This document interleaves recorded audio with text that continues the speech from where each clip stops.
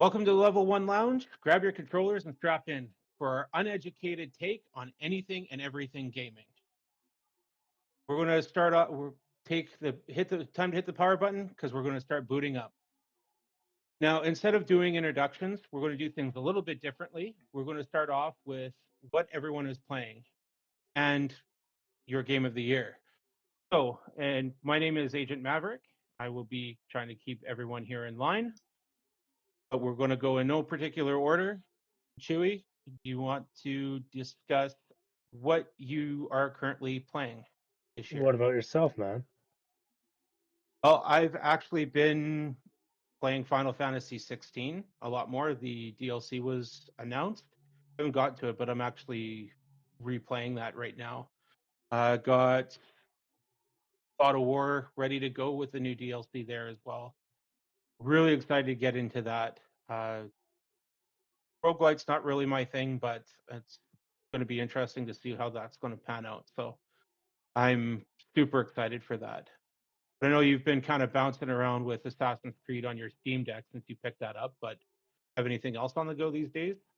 Yeah, I also bought my Quest, so I've been playing Resident Evil 4 VR, the Quest version, not the new remake version. I'm constantly continuing grabbing my Vita to play God of War 2, trying to get through that series.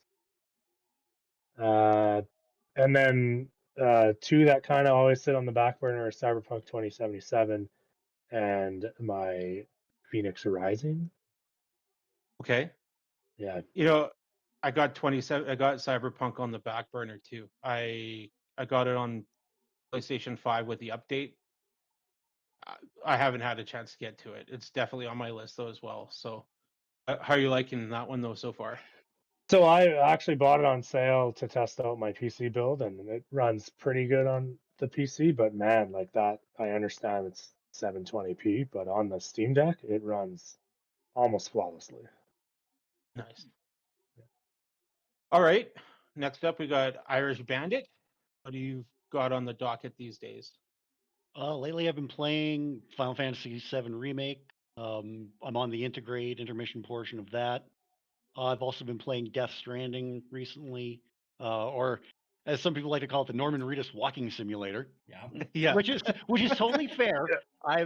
I've said on my channel, I've kind of not so much complained, but I've said like, so when's the action going to pick up here? Because all I'm doing is walking and rioting and walking and rioting and dodging BTs but amazing looking graphics.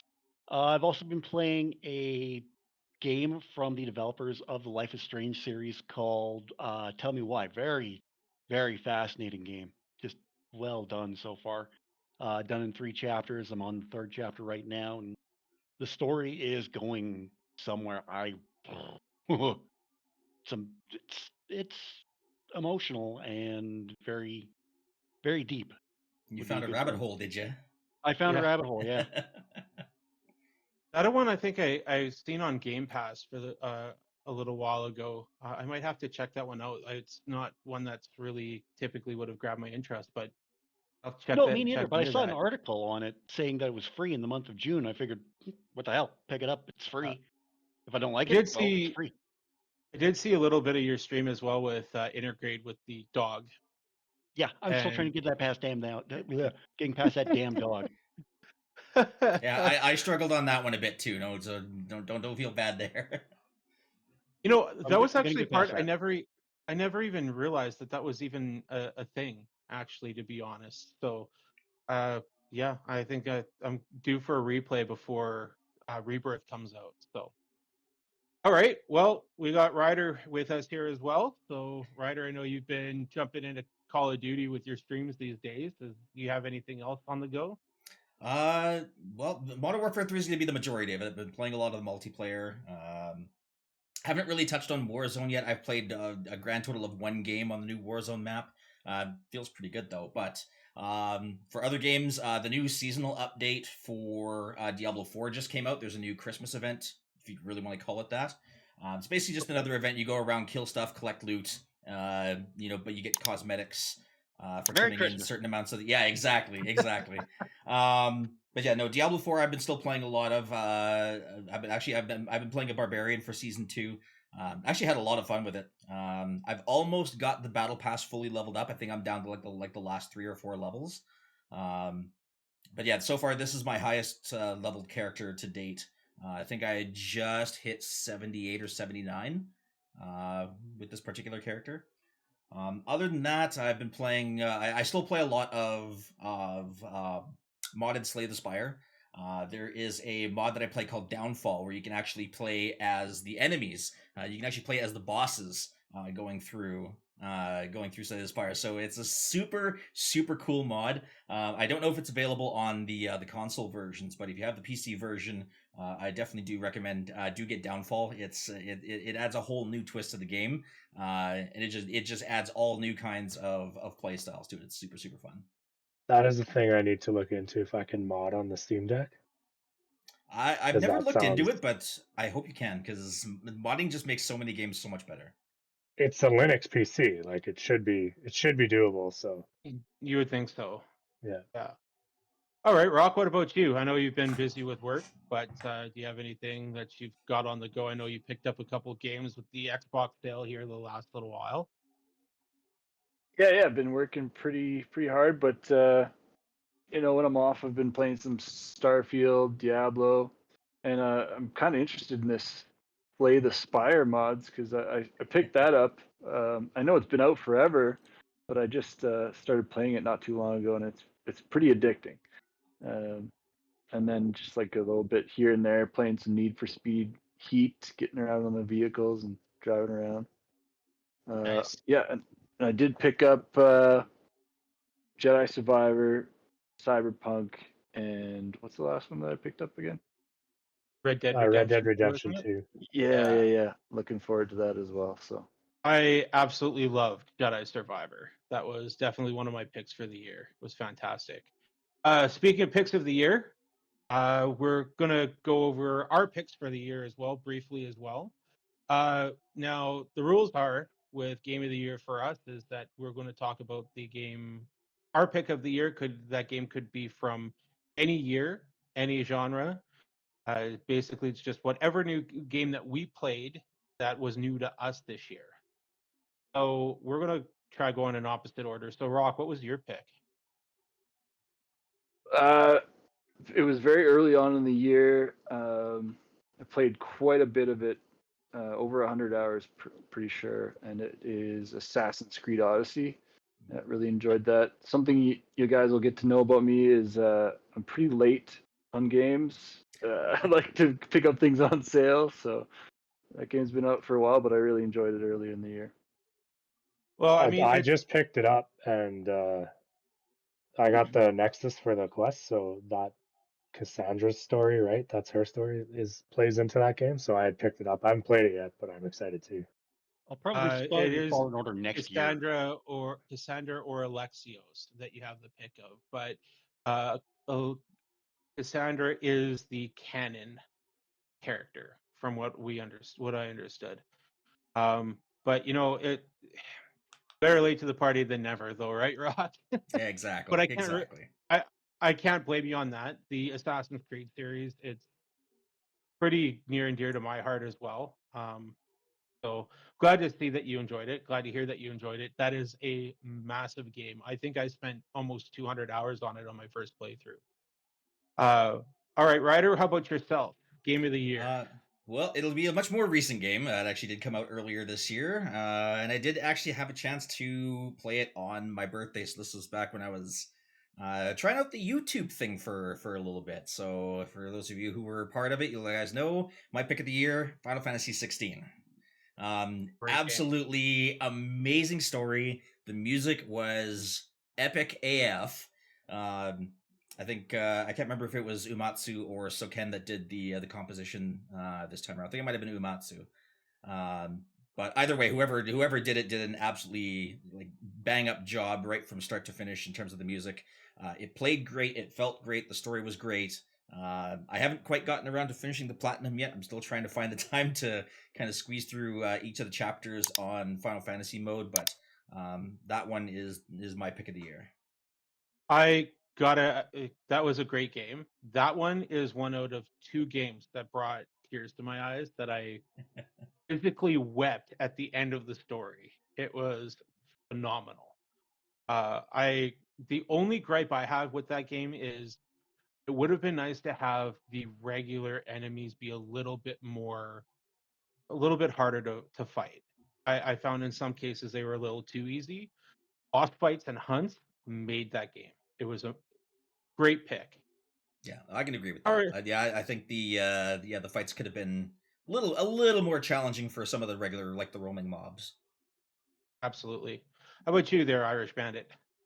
Oh God, this is a hard one because I have two that I could really call my favorite games of this year that I've played. First one would be BioShock. I went into that game blind and I absolutely loved everything about it. The story, the Classic. graphics. Oh yeah.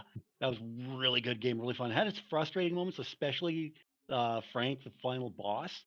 That got a little tedious at times. You could see that on my channel when I was playing it. I just got so frustrated at that, but ultimately satisfying when I finally wrapped that game. Like I said, great story behind it. My other one, this shouldn't come as any shock to anybody, especially Ryder, but my other favorite game of this year was Final Fantasy VII Remake. Oh, Final Fantasy VII is I'm just putting this out there right now. Final Fantasy VII, the OG game, is my all-time favorite game. You know, I've got looking behind, I got a big ass picture of Aerith behind me, so And you the two know that. Buster Swords? And no, I just got the one Buster Sword. Or is that a shadow that I see? No, yeah, that's a shadow because I got Oh, Lucille okay. next to it. I thought there was two of them there. No. Buster Sword and a barbed wire baseball bat. But yeah, Final Fantasy VII, the original, is my all-time favorite game. And I think this was just a fantastic game from start to finish. Like you say, there's only 2 games that have ever made you cry. This one, I cried at the beginning. I like I remember that. when the intro starts. I just lost it at that. When I first watched Ryder play it on his stream uh, back in 2000, just sitting there watching it, I was crying. I cried again at the end. Like this is all documented on my channel. I was like, "Holy crap, we did it! I finished the Yeah. game." Um, that moment on the Sector 7 plate that I had to end my video. I couldn't even do my outro during that part. That made me cry so hard. So you had the emotion behind it, the nostalgia behind it, even though it was there was a lot of stuff that was new in this, but it also felt familiar at the same time because you Yeah. had those characters of Cloud, Aerith, Tifa, Barrett. You had everybody return. It was like seeing old friends again, but new situations. I absolutely loved it. I thought Cody Christensen, Brianna White, Britt Barron, um, John Eric Bentley did such fantastic jobs in the roles in this game. I could rave on about remake forever, but we would be here all night, and we got Yeah. other stuff No, to get to. Yeah. I But yeah, understand. I get I where you're coming from for sure. yeah That's a game that I could personally jump into every year. yeah In fact, I probably will. Anyways, that was one of your picks. You said you had another one, a Bioshock. BioShock, That's right? where my vote Yeah. goes. I remember watching you on that stream and bring it back to when I played it in like hmm 2009. I think I played it originally. I had like a 12-foot projector I played on. I got so sick. Nice. Well, Chewy, you're up. What was your pick of the year? I typically lag about a year and a half, 2 years behind on game of the year. So God of War Ragnarok pulled me in. Anything with Frenier pulled me in. Just I have a soft spot for dogs. No, that opening It's scene though in that game, I told you, like it yeah. starts off fast and then it hits you hard. Within 15 minutes, it just flows right down and it really grips you quick. It's It's a great one game. of the few sequels that's better than the original. I can Or agree with that. I mean the original 2018. Yeah. Yeah. So my pick of the year, I am a little bit more up to date. I want to pick something that I actually finished. If I would be able to pick something that I didn't finish, because I've only gotten through half the story, I would say Baldur's Gate 3. I absolutely love that game. But we're going to talk about. I'm going to bring up one that I actually finished, completed, platinumed, and fell in love with. And this may not be a shock to anyone here.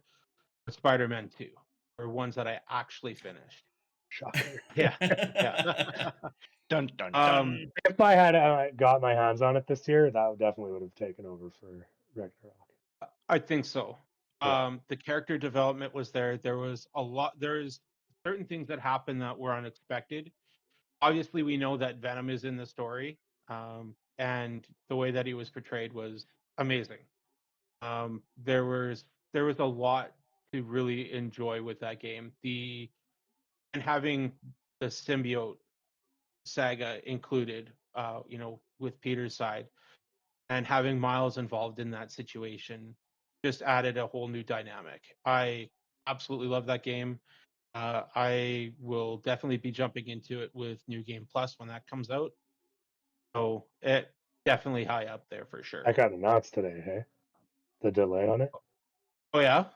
Yeah. So their New Game Plus, they're aiming for early next year.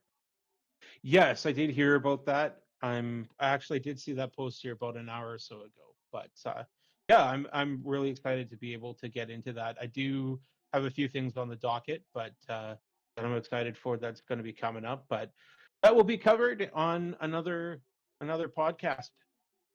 So now we've got that aside, we're time to jump into our next segment. Time to power up. It's time for level 1. So let's jump into the news that's been going on here so far in the gaming world. Biggest news that came out yesterday was E3 has officially been canceled. I kind of want to hear your guys' thoughts on it. I'll kind of share what my thought is when you guys are done here. So again, in no particular order, why don't we jump over to Ryder this time and see what he thinks. Well, I mean, I'm not terribly surprised that E3 is done for. I mean, I think No, the me writing neither. was on the wall as of, I'd say, even like 3-4 years ago, probably since the pandemic hit. I think that's when everything really started to slide downhill for it. So no big surprise that that E3 is done for. But that being said, I think a lot of the other shows and a lot of the other events and conventions that are out there are going to have a bigger opportunity to kind of pick up where E3 left off. And I think we kind of saw a bit of it at the recent Game Awards, where it almost felt more like a Winter Game Fest than an award show. But we'll touch a little bit more on that a little bit later on in the segment or in the show here. Sounds good. All right. What about you, Chewy? What do you think? It's not officially dead. It's just the final nail. It's been dead. The nail. They've lowered the coffin. They've thrown the dirt on it. Finally, it's just we've got other shows. I agree that the Game Awards is a commercial now. So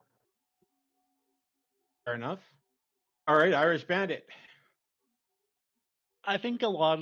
I think I agree with Ryder on this one. Is dead for a long time, but I'm also, for some reason, I got that Eric Andre meme going in my head where he shoots a guy on the couch, but I'm thinking Yeah. like that's Jeff Keighley, and it's like bang, bang, bang. Why would you do something like that? Yeah.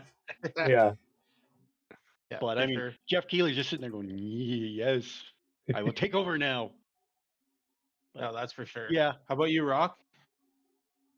Yeah, it's pretty sad, I guess. 23 years, just couldn't find enough publishers to partake.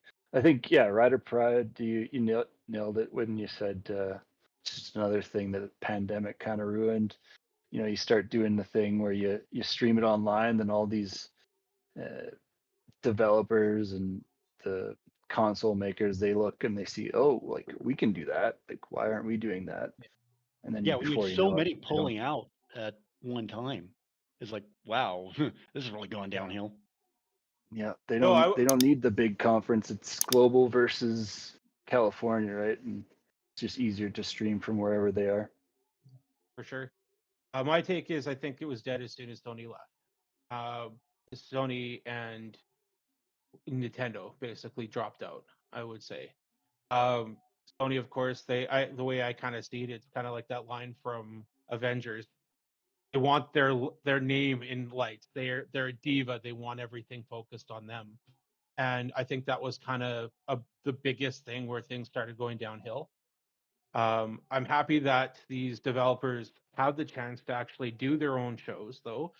I feel like we can actually get a little bit more in-depth look for the games that are actually coming out. So that's the one thing that I really enjoy with those shows. The Summer Games Fest I think was a great alternative, and I think Jeff Keighley kind of had his own plans and own ideas of what E3 used to be or was supposed to be, and E3 just said no, that's not the way that we were going to go. But Jeff Keighley had built that relationship with all those developers and brought them all with him because they weren't there for E3, they were there for Jeff Keighley. So I think as soon as he left, as soon as Sony was no longer interested, I think that's when it was basically dead. So I 100% agree. It's just the final nail in the coffin. So I don't think we're going to notice that it's gone, especially with Summer Games Fest that happens every year now, anyways. That's my take. I don't notice, but well- it's still like there's a lot of memories that you look back on fondly, and it's kind of bittersweet at the same way. Yeah. Yeah, and I mean, Yeah, it like started off with just electronics, right? Like it didn't, like games weren't even involved the first few years that it was out, and that's I what would it have was loved to intended have to be at gone first. back then. Oh, Yeah, same. Absolutely. I would you have killed would. to have been able to Yeah, go to one of those shows. Yeah. yeah, As a absolutely. hardware fanatic, that's my mecca, right? Well, Absolutely. if there's ever a new big convention, Chewy, you and I, we got a trip to plan. Yeah. Hopefully in Vegas. Yeah. Yeah. Hey, if it's in Vegas, sign me up. So the next thing that I wanted to touch base on as well, I've never really been big into this series, but I do think that it does deserve to be highlighted a little bit as well. The GTA 6 is now the highest rated video game trailer for views. I think it had over 100 million views or something like that within 24 hours. That's crazy. Yeah. Like Yeah, insane number. yeah. I mean, it's got me even interested to retry Grand Theft Auto 5. That one personally never really grabbed my attention, but now that it's going to be on PlayStation Extra, it's going to be on Game Pass. It's definitely going to be one that I'm going to be picking up relatively soon. Then I'm looking forward to being able to get into it. But this one actually, it looks interesting enough that I might even be interested in picking it up in 2025. I can't even believe that there's this much hype for a game that's a year and a half out, at least minimum. But I mean, I can definitely understand the hype. One thing though too that was kind of hard to ignore, the fact that it doesn't have a PC release date yet. Uh, I'm expecting you're going to see it on PC roughly about a year or so later, but I also think that it could be a good thing for Sony and Microsoft to get more consoles out the door. Kind of want to hear what you guys think. Rock, if you want to jump in. Yeah, sure. Yeah, I think it's smart of them to pump it out on the consoles first. It's easier to optimize for a standardized platform. Uh, you know, we've seen countless times where PC games are dropped and it takes forever for them to actually work. So Absolutely. And I mean, there's a few in here that will probably disagree with me saying, but the new consoles are fairly close to PCs now anyways. So, I mean, it would, as you said, it would be fairly easy to optimize. Ryder, what are your thoughts on the whole thing? I can't say I'm terribly surprised that they're not doing a PC release initially. If I remember correctly, they did the same thing with GTA 5. They did. It took 2 years to go to PC. Yeah. So, but I mean, at the same time, much like you, Mav, I've never really been into the whole Grand Theft Auto scene. The only same. Grand Theft Auto games I played were the originals, like the 1 and 2. And I remember when they came in a dual pack and you had to buy them on CD and install them that way. And like not even DVD, CD. Like we're going way way back to the old school here. That's Back the in last my time I day. ever. Yeah, yeah. Back when I had to walk uphill both ways in 5 feet of snow. You're talking the top-down ones, right? Yeah, yeah. Yeah, those are the only ones I've played too. Yeah, and I mean that's the last time I've ever played a Grand Theft Auto game. So I mean, yeah, not terribly surprised to see GTA 6 not on PC right away. Happened the same before. Would imagine it's probably the same here. Will I play it? We'll see what the hype's like. I'm not terribly sold on it just because it's never really been my kind of game, but I'll keep an eye on it. Fair enough. Chewy? So I again have not like top-down. Last time I played, I haven't.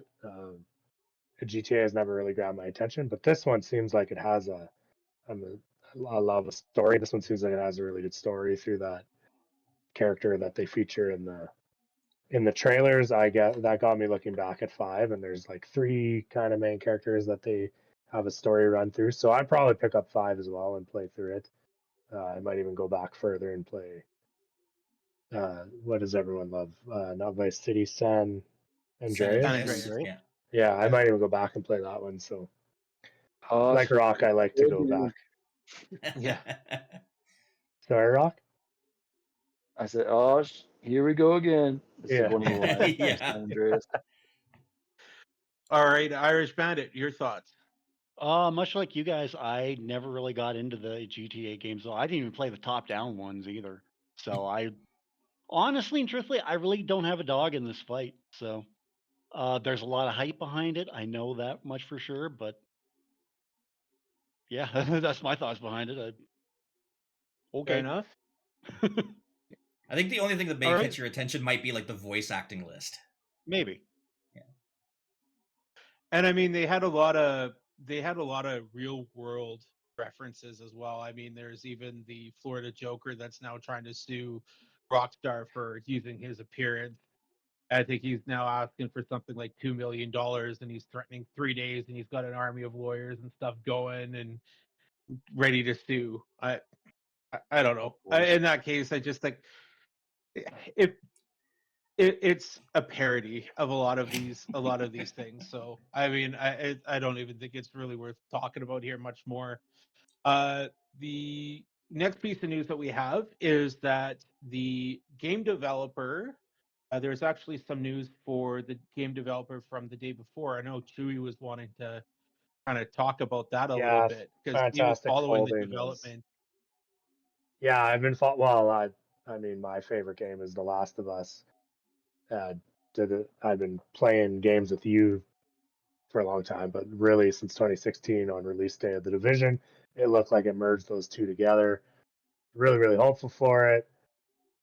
I just got to laugh that they closed down Fantastic before IGN even had their review out of the early beta release or whatever they ended up having put out there.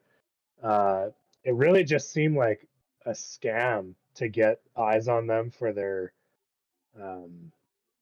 that Fantastic publisher has that remote working software. It really just seemed like they were trying to get eyes on that and using this as an avenue to get in there.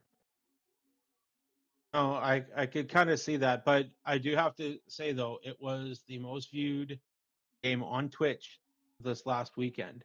And the complaints I did hear though was there were like it would take 2 hours to see 3 zombies, and you were able to take them out with 2 shots. Yeah. So, I mean, there's so much potential that was just wasted with that game, and you know, I was kind of looking forward to hearing more about it. But the thing is, with everything that was going on, I almost I forgot about the game. I didn't even realize that it was really even out. So, but I don't know how much you guys have really followed that developer or the going ons with that at all either. Uh, I only know about it because I saw Philip DeFranco do a piece on it. Did a great piece on it the other day. oh yeah, Oh yeah. Ryder, what were anything to really add in regards to that? Not really. Or? I'm actually very very unfamiliar with this particular dev studio, so I think don't they really were. have much to weigh on it.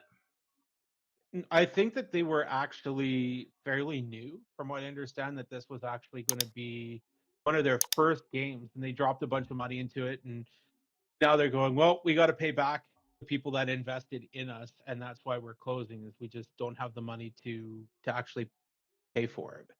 They Did had And they- that's developed kind of Did they? 2 or 3 other games that also have very similar cycles. They develop, they release, and they abandon the game. So when I started to follow it, I learned that. That's when that kind of fell off my watch list. Like, and as they were showing it, like that first trailer compared to the kind of last trailer they released, it just looked Completely different. Watergate, right?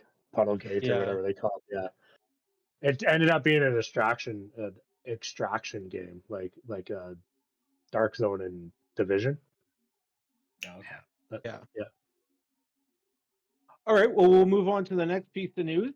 The one thing that I wanted to kind of touch base on as well is it's going to be really, really quick section here. Is that probably by the time that this actually gets uploaded, this will already have come and gone already for PlayStation 5 owners. But on December 14th, so actually tomorrow, there is going to be a Tekken 8 demo that's going to be available. And it's also going to be dropping on December 21st for Xbox Series X and Series S players. So I'm probably going to check that out. I'll let you guys know what my thoughts and feelings about it maybe the next time that we get together and have these discussions. Don't know if anyone else is going to be interested in picking that one up. I know Drew was saying that he's out because he's not too big on fighting games. Last one I played was When You Live in the Bat Cave, that the Oh, Superman yeah. game. That's the last, and I kicked Injustice. your butt. I kicked your butt on it. I remember that, but that's the last time I played. Button mashing gets you so far, though, my friend. It does, yeah. You're trying to do combos, and I'm just. Yeah. I've been kind of on and off playing Mortal Kombat 11, so. But it's so friggin' hard when you're playing it on a keyboard. Oh, that'd Yeah, be terrible. That'd be Yeah. awful. Ryder, any interest in that one?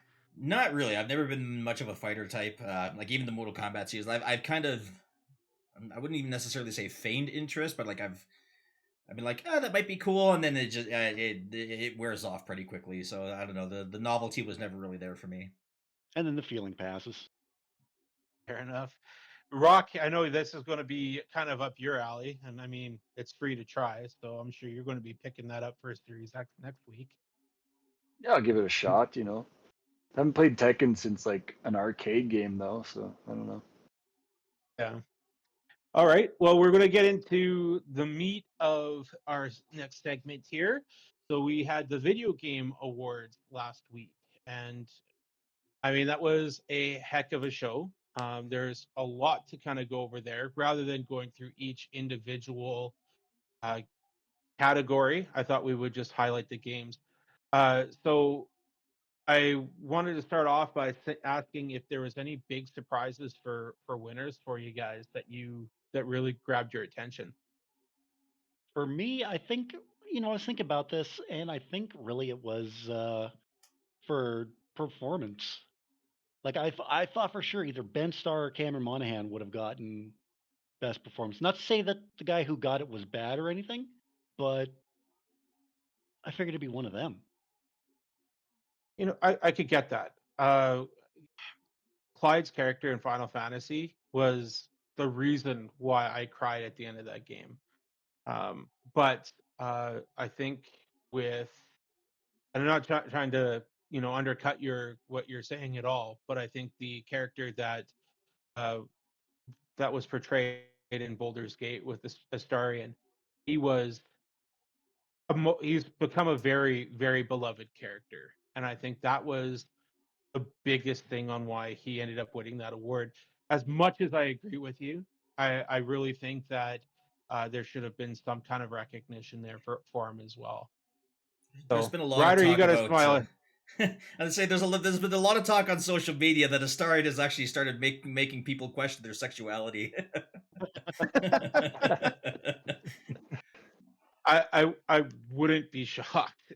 That I don't see what the hype is. My favorite character I gotta say is Karlach in that game.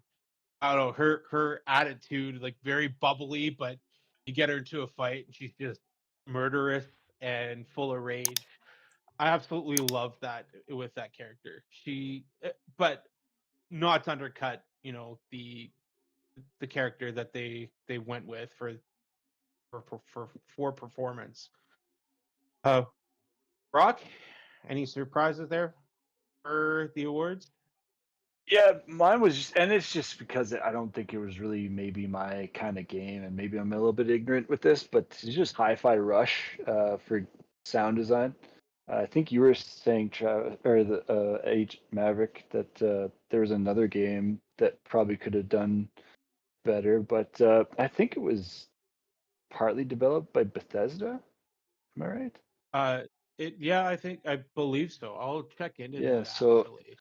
I mean, at least after Starfield flopped, Bethesda got one award at the Game Awards. Yeah. Yeah. I mean, I get why like it won, but because it's a beat game, right? That's the thing. I would have loved to see Dead Space, or as Chewie says, Deep Space, win that game.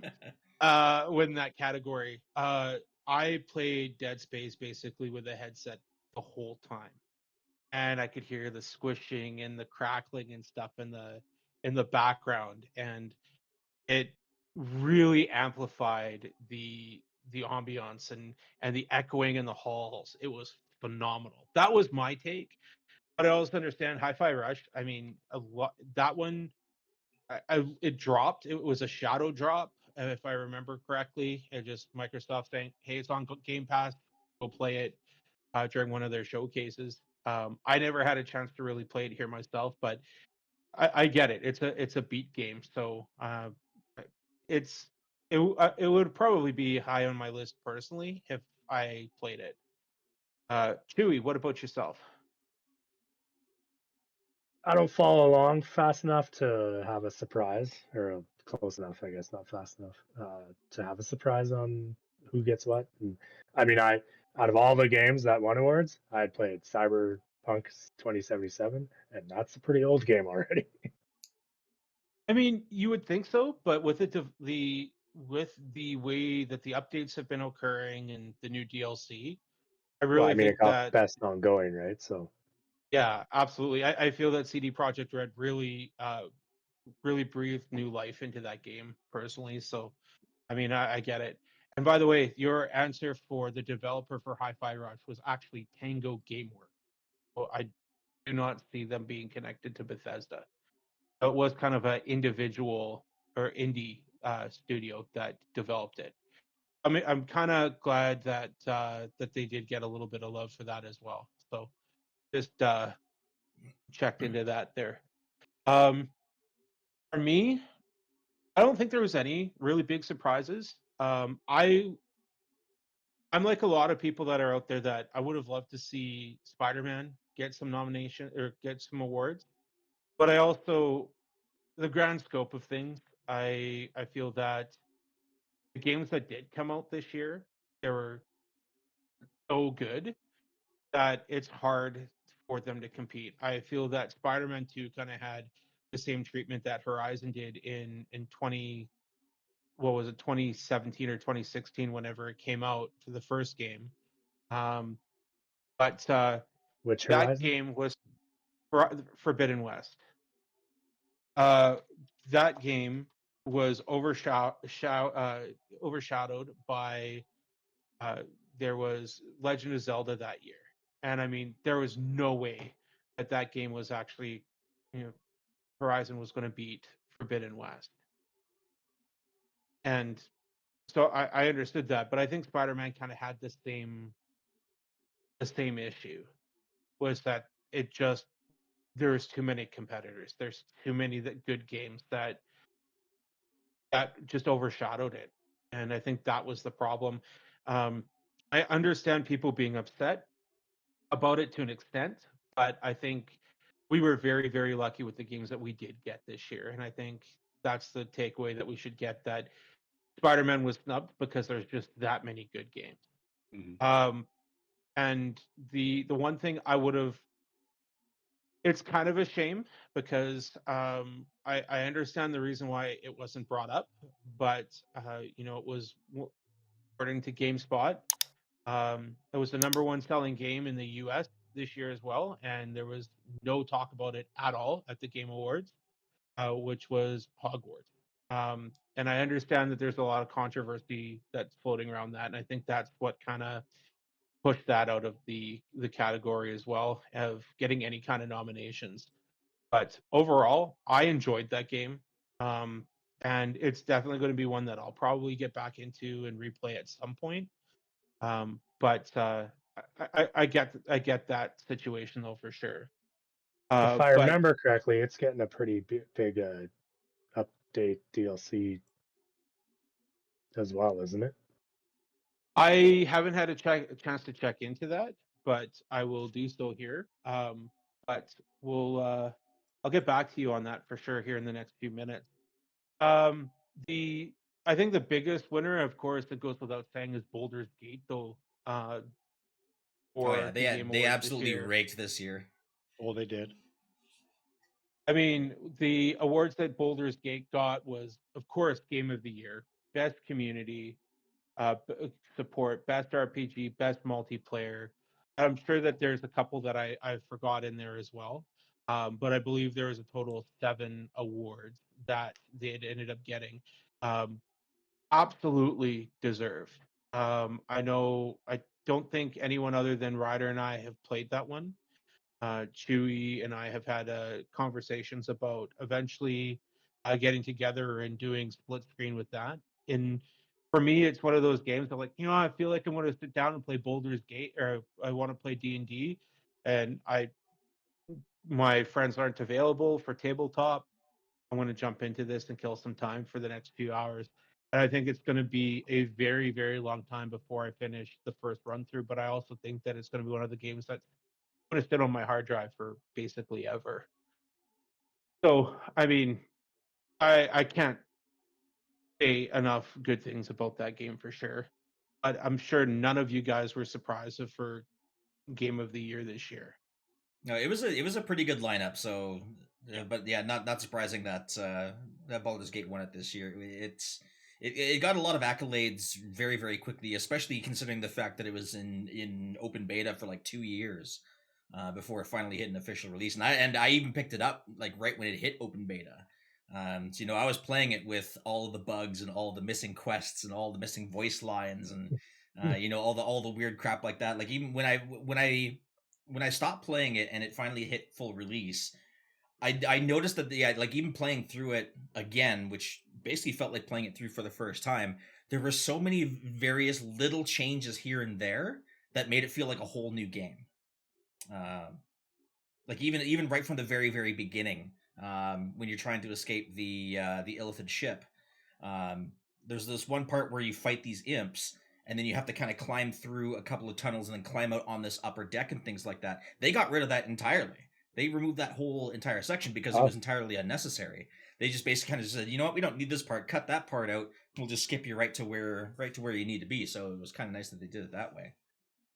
The one thing that I absolutely love about that game as well, and I think this is the thing that's going to revolutionize gaming, is you think about trying to do something like, hey, I'm going to do this intentionally to break the game, and it works. That's the thing that I really like.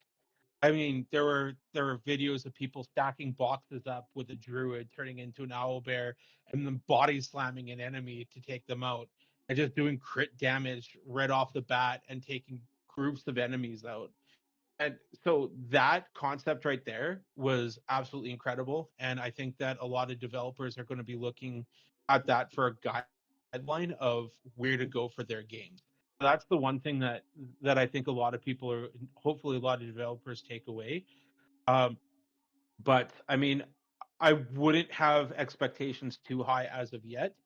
I know that the cost of video games are fairly high right now as well, but I do feel that at this point in time, like there are quite a few games that are coming out that are broken.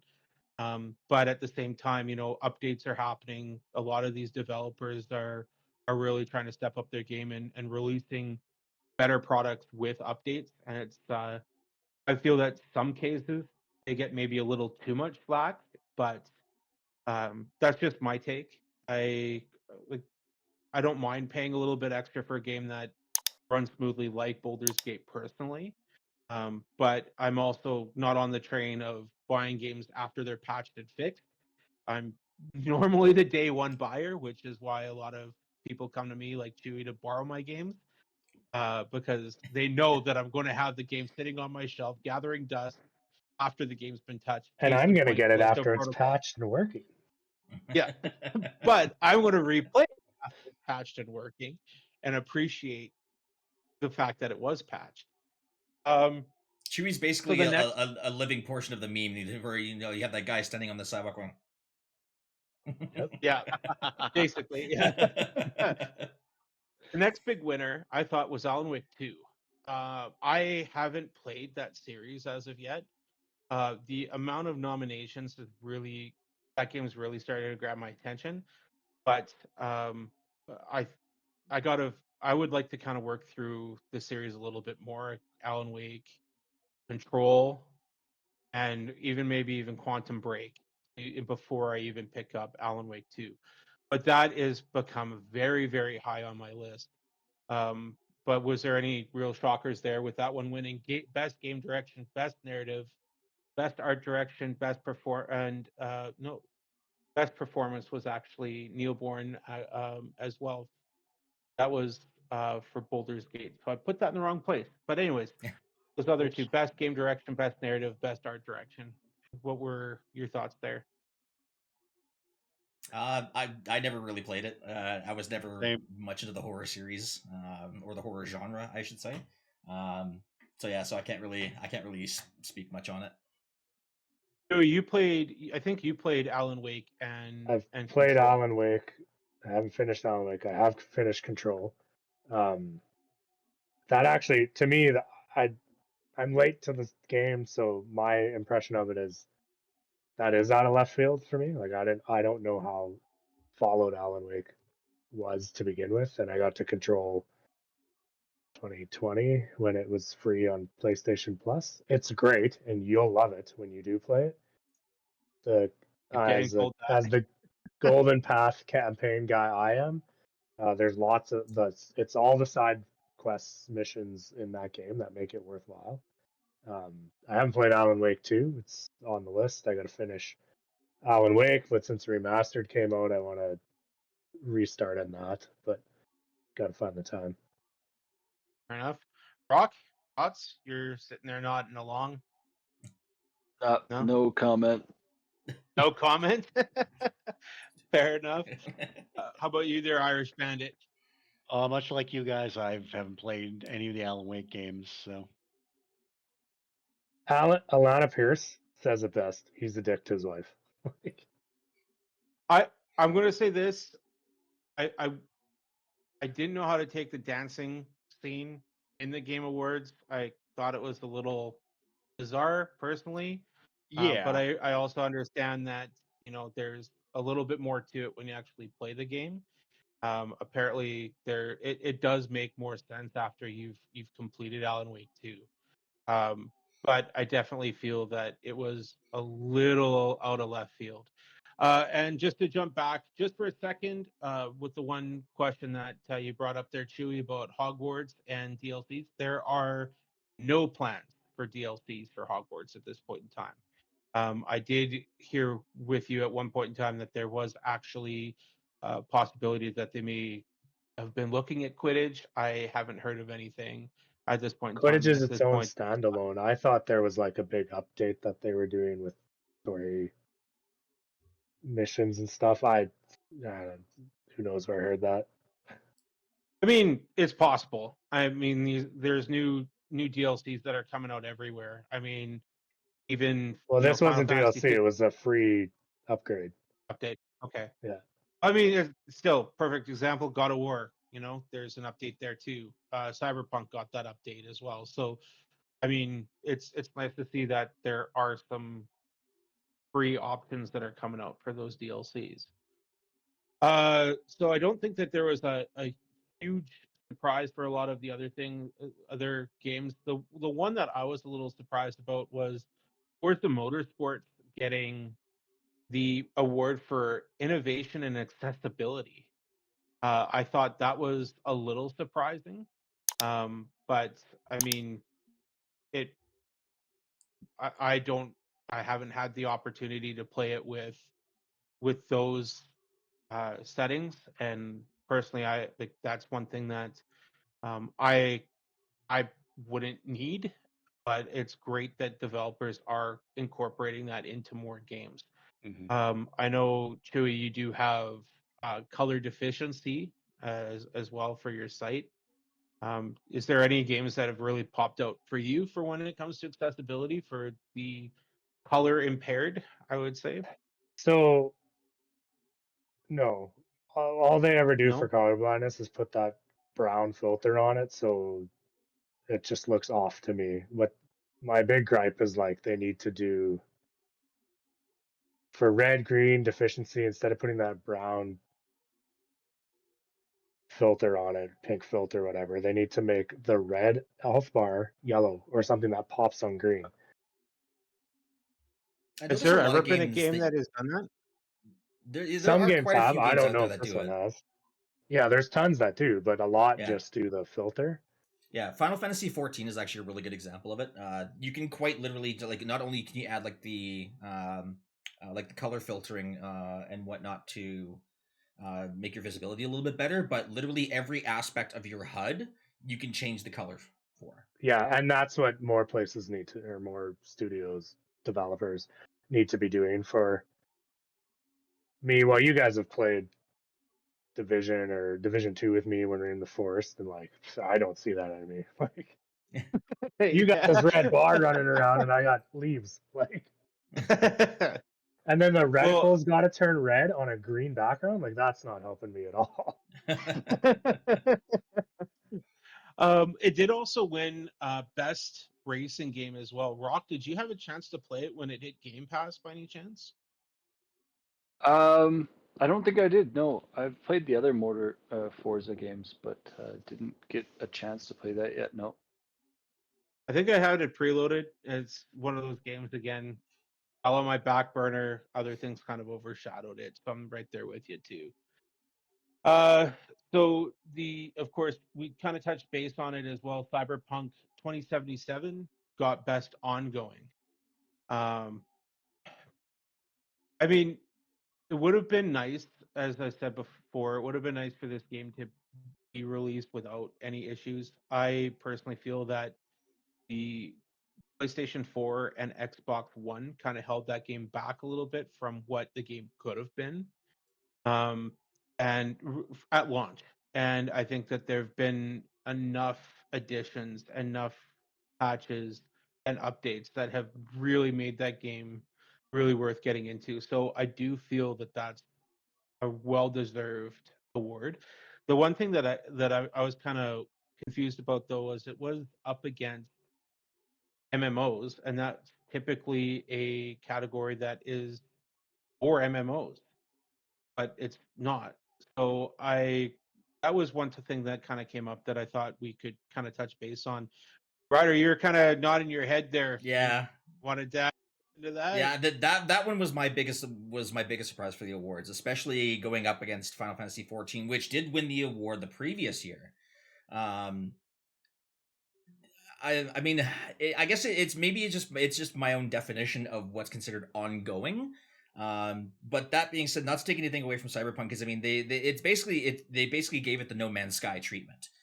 No Man's Sky was absolutely awful at launch. It was awful for a long time, and then they made some big strides with updates. Finally made it good again. Same thing with Cyberpunk 2077. And I think it was the 2 point where I can't remember which patch. Yeah, 2.0 patch.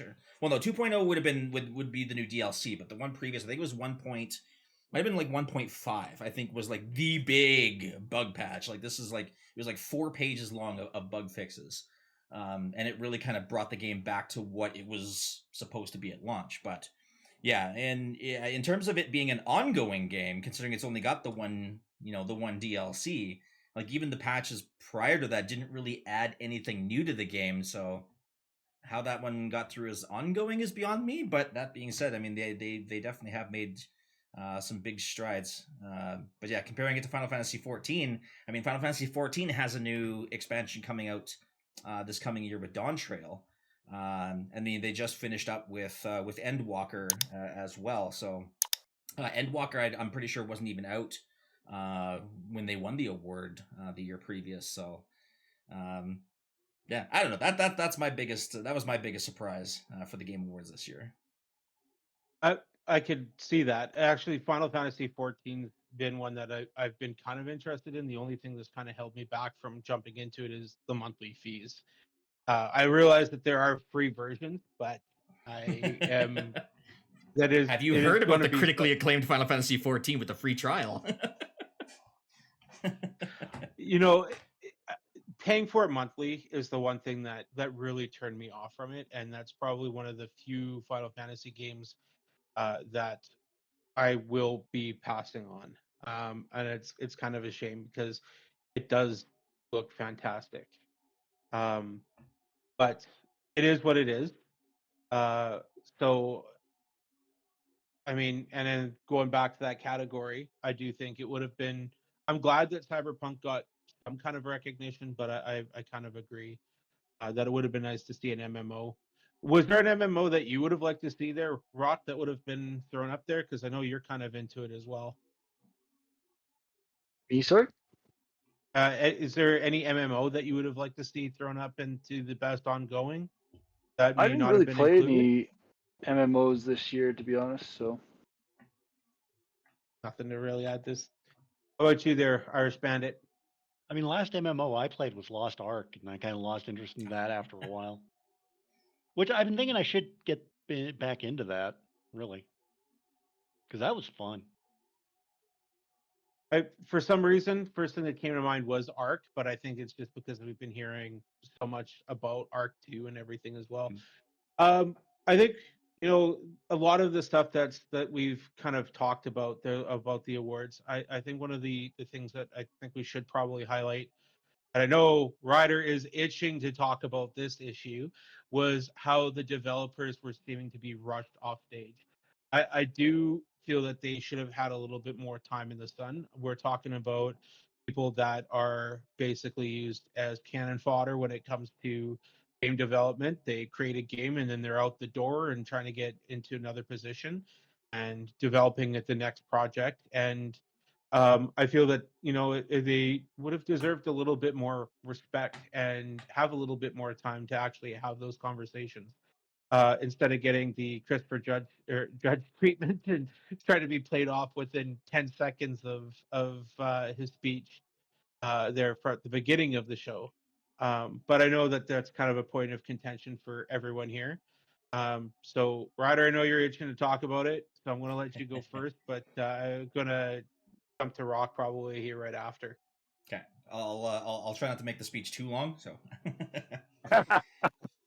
so yeah, no, like I mentioned at the beginning of the show too. Yeah, like I said, this was called the Game Awards. This is supposed to be focusing on the awards. That's that the developers, the actors, the voice actors, and things like that. To show off their accolades. And yeah, they gave more time to basically to producers and like higher ups and Hollywood stars. They gave them more time on the stage than the actual people that got the awards. They were rushing them off. It's almost like they like I said, they almost turned it more into like Winter Games Fest than an award show. So I didn't say anything while I was co-streaming it, but yeah, that one really left a sour taste in my mouth. Would the answer maybe be to have the award show be an award show and then have a Winter Games Fest and maybe Oh bring the yeah, developers in? 100%. Rock, thoughts on the speech times that they've been given? yeah, well, maybe Mr. Judge ruined a little bit of that for us. I don't know. I mean, I Ouch. personally loved him getting up there and doing his thing, but they obviously did not. So, and it seems like they're sticking to their guns on the short acceptance speeches. So I mean, I get cutting people off, but not within 15 to 20 seconds. I mean, there was even a couple that was up there, and she came she came up and started speaking and was like, "Yeah, I hear they're playing me off. I don't care. I'm just gonna have my speech anyways and thank who I need to." Irish Bandit, what are your thoughts on that whole situation that we're I, kind of going over here with the speeches? I thought it was kind of a shame. They put so much hard work into these games. She'd let them thank who they need to thank and not be like rushed off stage like after only not even a minute. Because that's what it felt like to me. Is like they would just get into it. I'd like to thank all the development team. Do do do do do do do do do do. And you just barely even started their speech. Like The I think volume these people deserve. slowly Yeah, trickling up exactly. to, yeah. They deserve a little Yeah. more respect than that. No, I definitely agree. Chewy, thoughts?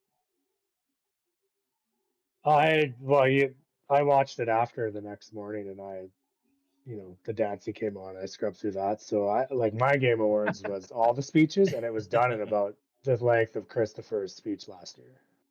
It was short. Well, we've brought it up a couple of times. There has been a little bit of fallback with Activision in his comment, saying that his speech last year was longer than the Call of Duty uh, campaign this year. First of all, I'm going to say this to Activision: it was a joke.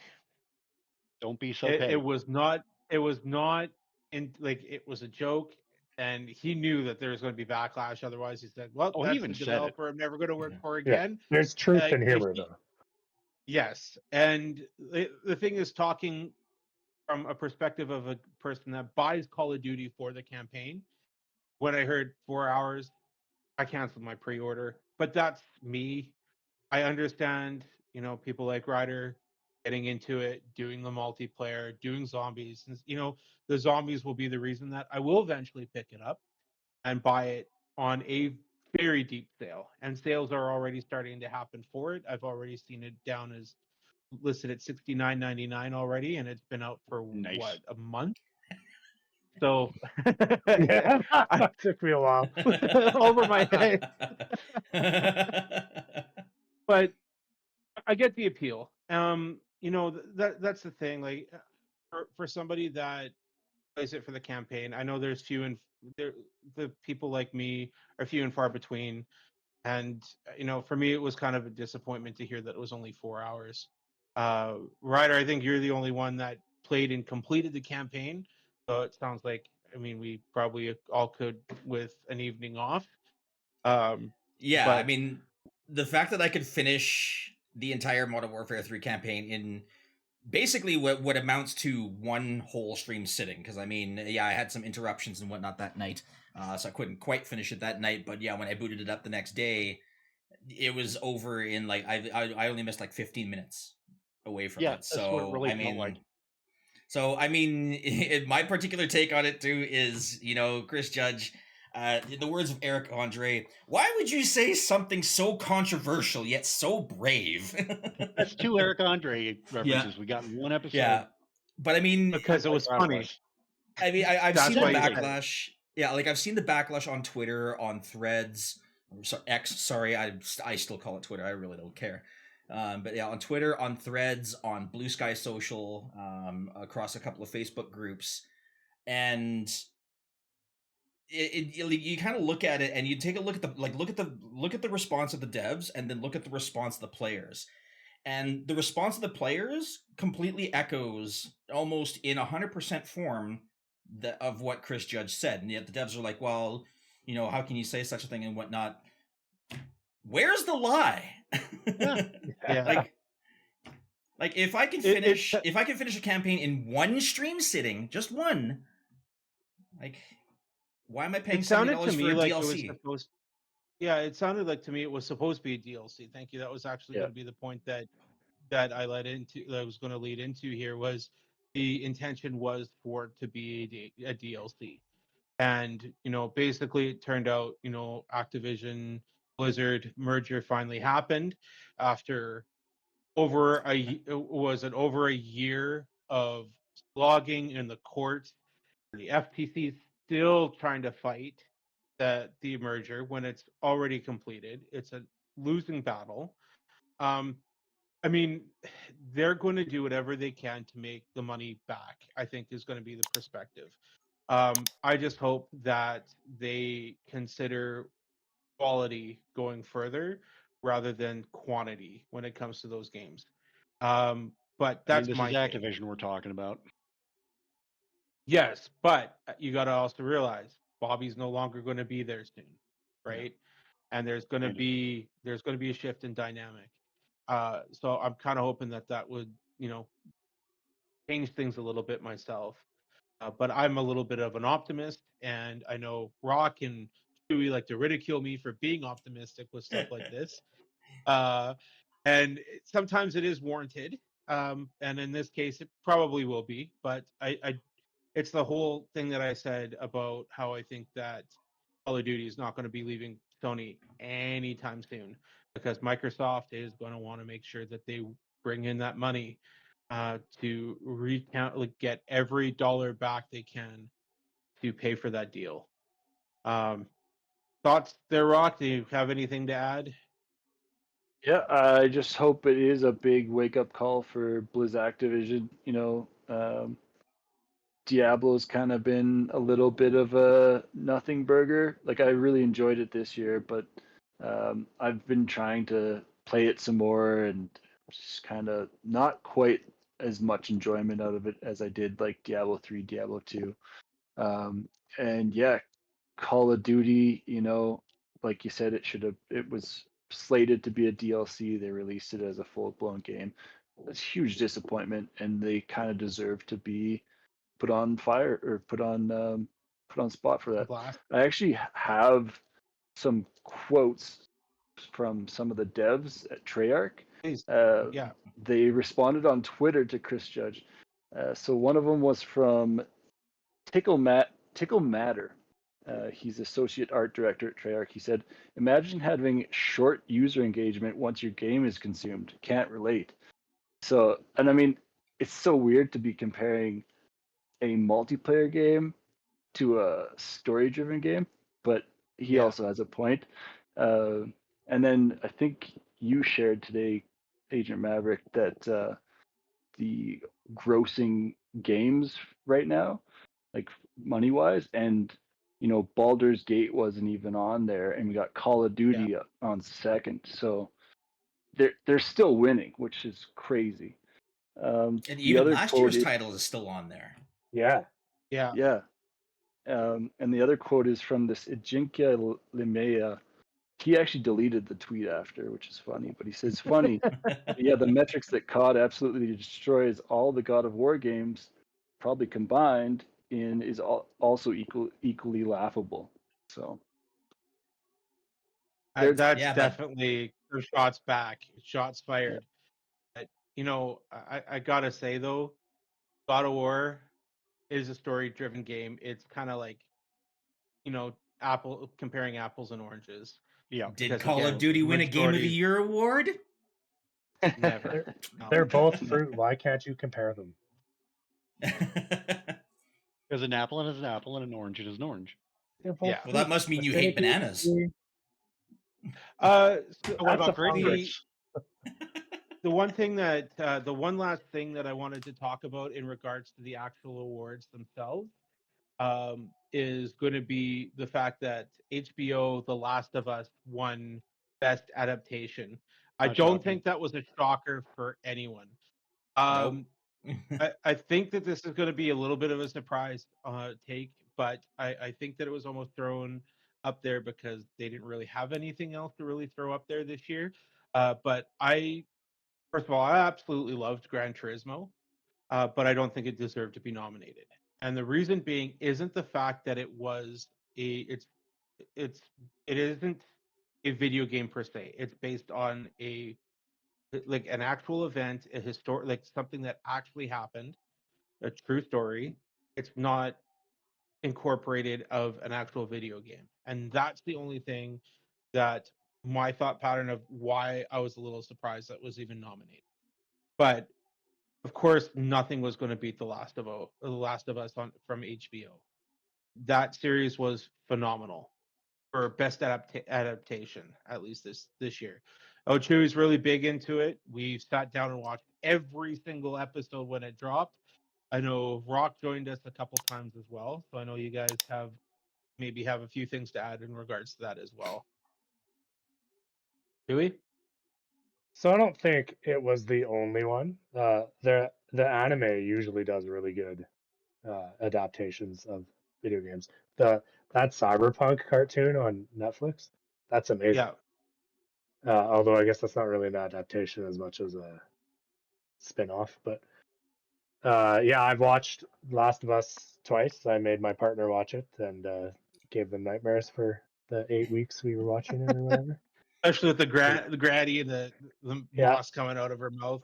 Real fun to deal with at night. Sounds like it. But yeah, this being that's my number one game of all time. So I enjoyed it. I enjoyed the nuances of how they change it up so that you watch it as entertaining instead of playing as entertaining. We did I also that found little that stream, afterwards where we clicker bait, where we yes, did a kind of a commentary. I ended up missing the last 2 or 3 to episodes on it, but yeah. us too. But I mean, at that point, I was like, yeah, this is a funner game to play than it is to watch. Yeah. No, I understood that as soon as you're like, yeah, you know what, I'm done. But I'm also trying to get a little bit more into how to commentate during streaming, and I think that's my biggest downfall when it comes to that. So, I mean, that's something that maybe I'm better off with doing reviews. Rock, you watched a couple episodes with us. I know that you kind of got into it there a little bit as well. Anything to add into that as well in regards to that series? Yeah, this will probably take away from my gamer score, but I've actually not played The Last of Us. But I Same. did really enjoy. Yeah, you guys too. Yeah, that's not good. That's not looking good for us, boys. But Don't I worry, did Chewie and I got really, your back. I did really enjoy the show, and I'm really looking forward to more of it. I think that a lot of people will have a very different taste with season 2. Um, I No think that spoilers. there's No going to be spoilers. I think there's going to be some upset fans, but that is going to be 2 years down the road because they have announced season 2 for 2025 as well. Maybe it'll launch alongside GTA. Anyways, so we're going to get into the last section here, which is there any games that surprised you that were announced during the award show? I feel like we haven't heard from Irish Bandit there a little bit, so you want to jump on in? Something that surprised me for trailers. Just trying to think back. Give you a little bit of a rundown. We had Monster Hunter Wilds was the last one. Mhm. There's the new Project OD, and I've been hearing that is potentially Oh going yeah, to that was be an Xbox wild. exclusive. Yeah. Of course, we had the God of War Ragnarok DLC, which dropped yesterday. I'm hoping to give more details about that later. I want to take this moment to plug my page. The new Geek Corner, find me on Facebook. I do video games news and reviews on there. It's turned into a lot more reviews than anything lately. Sega announced 5 games that were in development, Yeah, that including was. Crazy Taxi. I saw a lot of There, streamers get these envelopes from Sega in the mail saying yeah, something big was going to I go thought that was down. going to be Virtual Fighter, is what a lot of people Yeah, were really expecting. it might be. Like Virtual Yeah, Fighter could come back as one of those games. I could see it being in the pipe, but it doesn't sound like that's one of the 5 games that are in development. Right. No, not right now. Uh, But they did yeah, say and many more. of course, yeah. And so you're likely right. There's probably going to be a virtual fighter there. The finals, which is apparently doing very well so far on Xbox as well already. No Man's Sky, all developer, Hello Games showed off Lights No Fire. Final Fantasy 16 DLC. Rise of the Ronin, which finally has a release date of March 2024.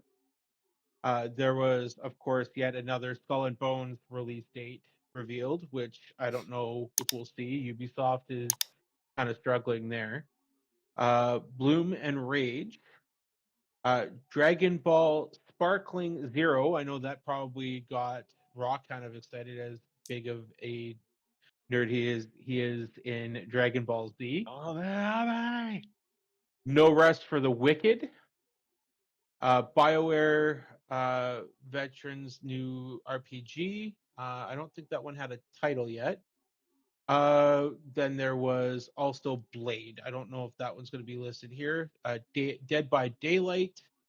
With There's DBD. Jurassic Park Survival, Visions of Mana, Hellblade 2, Brothers: A Tale of Two Sons getting a remake as well.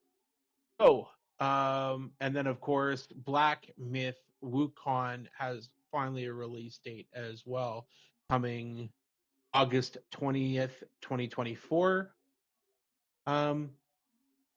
And I think those were the main ones that are really. Oh, The Last Sentinel. And Space Marine is also Marine 2's finally got a release date, which I'm super excited for that one. I didn't have a chance to play that one, but the first Descendant had another trailer and a release window. I've been hearing that one is going free to play, by the way. That one could be interesting as well. And one of the ones that's high up on my list is Banisher's Ghost of Eden. Trailer came out, and the first Berserker. I could keep going, but I think those were the main ones that are really popping out. So is there anything there that I may have missed that you guys were thrown off with that might have got you guys excited for, that you might be looking forward to in the future? Huey, we'll start with you. Anything that jumped out at you? Ones you didn't mention, Ready or Not. I didn't realize it had a big following. It released out today. I didn't know what it was. Looked at some of the live streams today. Went, nope, not for me. Lost Record, which is by the guys that created Stranger Than Life. Or Robbie, you were just playing it. Oh, Life is Strange. Life is Strange, yeah. Lost Record, I believe, is by them. That was mentioned. Den of Wolves has my eye. Exoborn has my eye. And then Dead by Daylight cinematic adventure of the casting of Frank Stone. Yeah, that's what it is. Yeah. And of course, elephant in the room between three of us here, Final Fantasy VII Rebirth. Of course, I think it's going to go without saying, is going to be high on a lot of people's list. And you know, we'll see how things go. But I would actually love to have a sit down and chat with Irish Bandit and with Ryder about our love for Final Fantasy. Because the we three talked of about us have a huge following, so maybe we could take a look at doing that much closer to the release date for that, and have something, at least a good segment about that.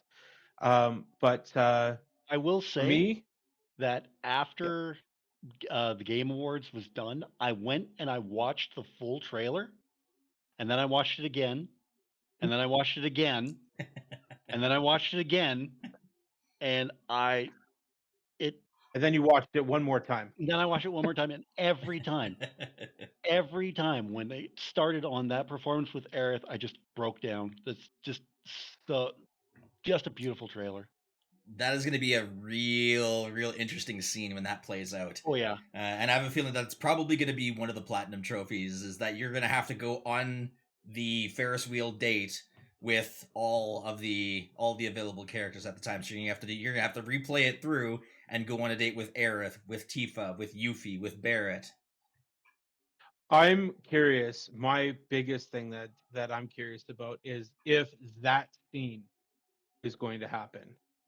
And you two know exactly what I'm talking about. Yep. And Chewie and Rock are sitting here going, I have no clue. actually Yeah, do but- know what you're talking about, but We've talked about it so many times. Yeah, we know Yeah. what you're talking about. But Okay. I mean, the biggest thing is that, and I think I feel like I'm drawing a blank on the main producer's name now. I can't think of his name. Rob, Kitase? help me out. Yeah, Kitase. Kitase. Yeah, so Kitase has pretty much, and he's been doing this on social media, and he's doing this on purpose. He He's is. leaving things so intentionally vague that it could go either way. We could see it happen the way that it did in the OG, but he's leaving something to chance that something might change. And there's no way to tell which way it's going to go. Well, just from I actually. Sorry, go ahead, Irish Bandit. I was gonna say- just jump in after. just from that final shot we get in the trailer, you see Aerith praying, looking up, and you see the fates behind her. We thought they were gone after remake, but You can't kill fate. yeah, exactly. Well, you also see the black and- feathers falling down too. Yep. Them too. I do think that we could talk about that game for a very long time. I personally yeah. like the fan theory that that the remake is a sequel to the original series. So I kind of like that theory. So maybe that would be the one thing that could change things. For me, the biggest surprise was Blade, and the more I've been Yeah, that hearing, came the out of more it nowhere. sounds.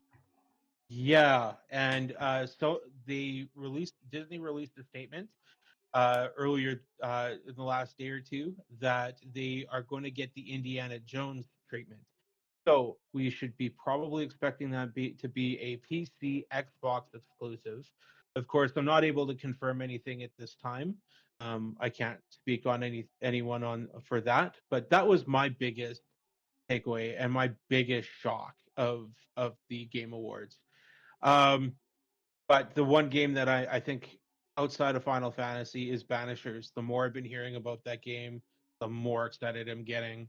The idea of, having a spirit that you need to decide if you're going to banish or give the ascension to, and making those decisions, and having, I think they said something like 5 or 6 different endings for that game as well. It's going to have a lot of replayability for me for that game as well. So that is one thing that I'm very excited for, but I know as soon as Final Fantasy hits my hands, Banishers is going on the shelf until I'm done Final Fantasy. But I am very, very excited for Banishers. Chewy, was there any, like, you mentioned the games that I missed, but was there a game that jumped out at you that you're excited for? I mean, Banishers has excited me for a while, but I knew about it before the Game Awards. Yes. That Ready or Not jumped out. That trailer looked very story driven, and looked like you were a top SWAT going to have to deal with post-traumatic stress, and then it turned out to just be a multiplayer COD knockoff. Rock, how about you? Anything jump out that's going to be on your buy list? I know you're going to be buy, but when it's a little bit discounted. Yeah, just a little frugal. Yeah, there was 3 of them that looked kind of interesting. 2 of them were quite vague with their trailers, but with who's involved with them, I thought it was very interesting.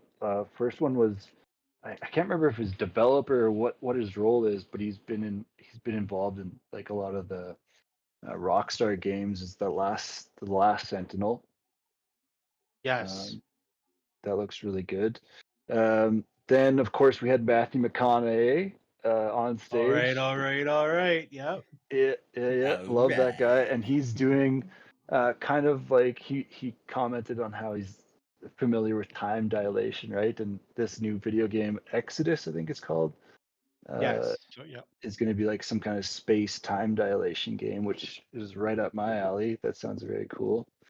And I've been missing a game genre in my life for a while now. You know, StarCraft has been kind of getting old, gathering the dust. I love it, and I've replayed it many times. But I mean, that Stormgate is looking nice.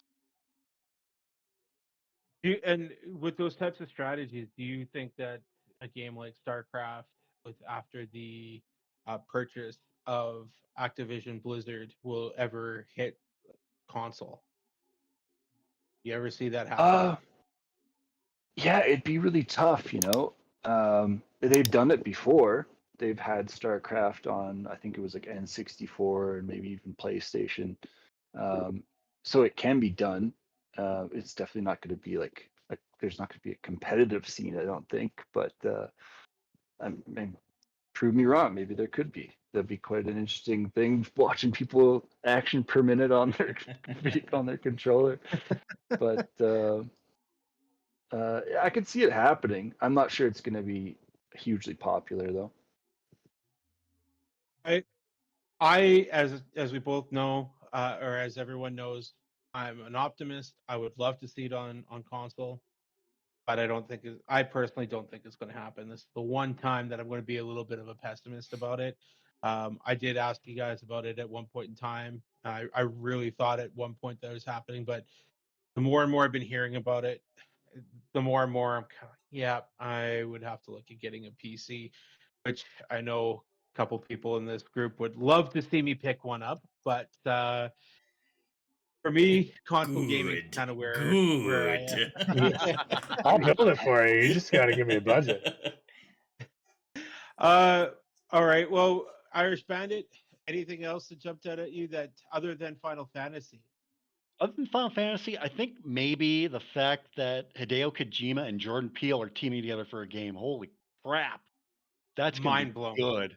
A Mind game? blown. What is it? Yeah. What is it? It's Kojima's latest called OD. That trailer was wild. It's a drug overdose simulator. Yeah. Yeah. Definitely could As be. most of his Turd. games are. You know, and that's the thing. Like even Death Stranding, it looks interesting, but it seems a little too out there for me. But that's kind of his take when it comes to the games. But I mean, it's definitely a beloved game, and I know Irish Bandit, you've been playing that a fair bit, so you've definitely got a few things to say about that. But I think we're going to have to probably save that conversation for another day. Save That option. being said, I think it's time things to wrap things up and put the controllers down, power down. Thanks for everyone for tuning in to Level 1 Lounge for our first podcast.